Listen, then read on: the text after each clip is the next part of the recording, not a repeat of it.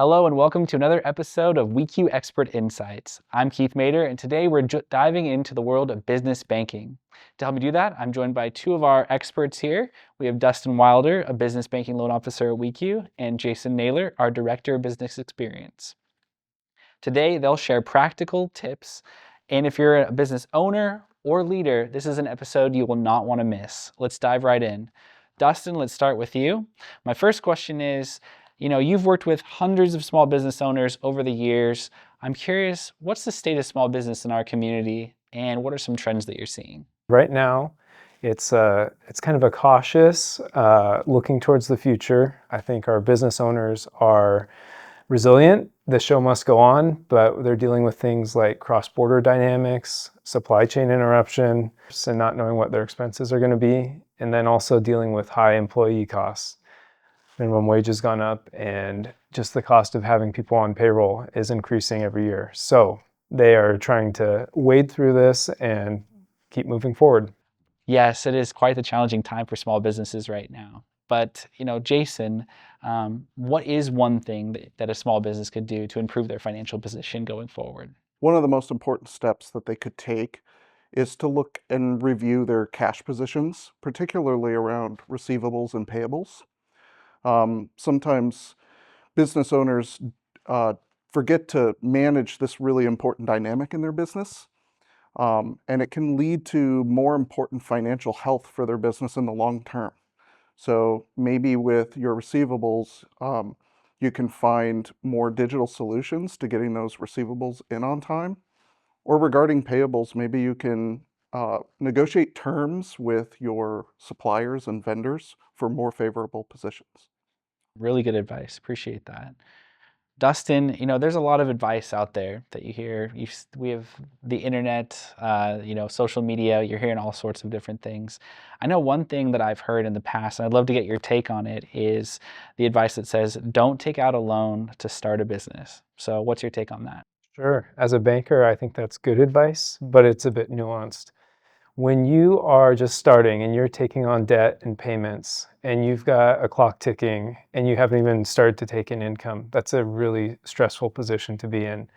Having your funds be the first into the business is usually the tried and true way to do this. How can you go to a third-party lender and ask them to take a risk when you haven't put your own funds in? So that's kind of where that comes from.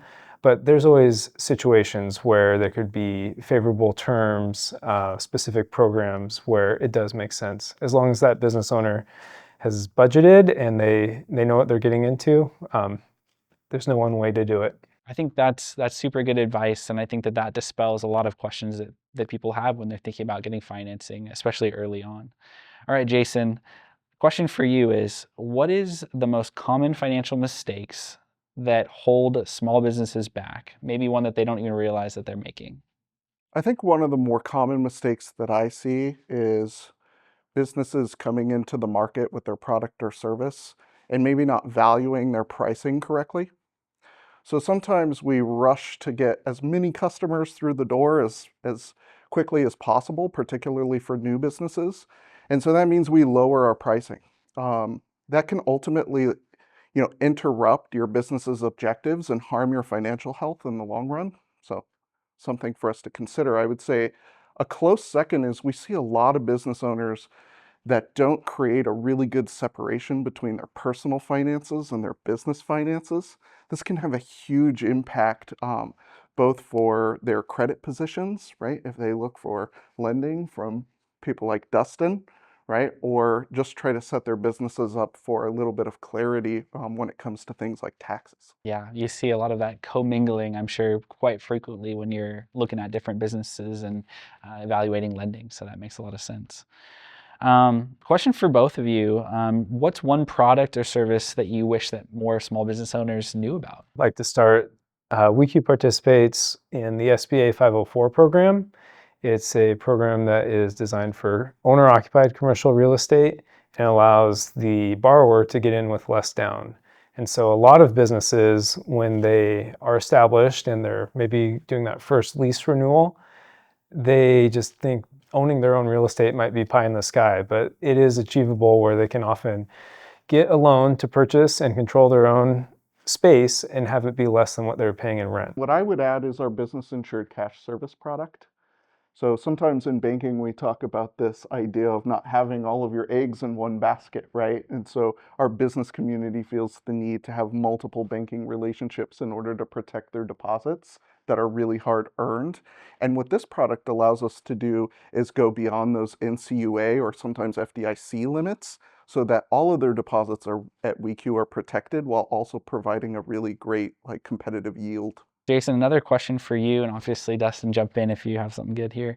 I'd love for a sneak peek about what's in the future for WECU Business Banking. What's coming down the pipe? Yes, this is one of the things that I'm most proud of and most excited about with our journey here at WECU is rebuilding the onboarding journey for our business, what that looks like. And that means cultivating new digital tools for our members and our businesses to be able to use to create efficiencies for their business while giving them a personal service, not only in that new onboarding stage, but for that continued service stage so that we help businesses with their challenges, with their goals, and with the way to service the community that they want to. We literally get to grow with them, and that's pretty exciting.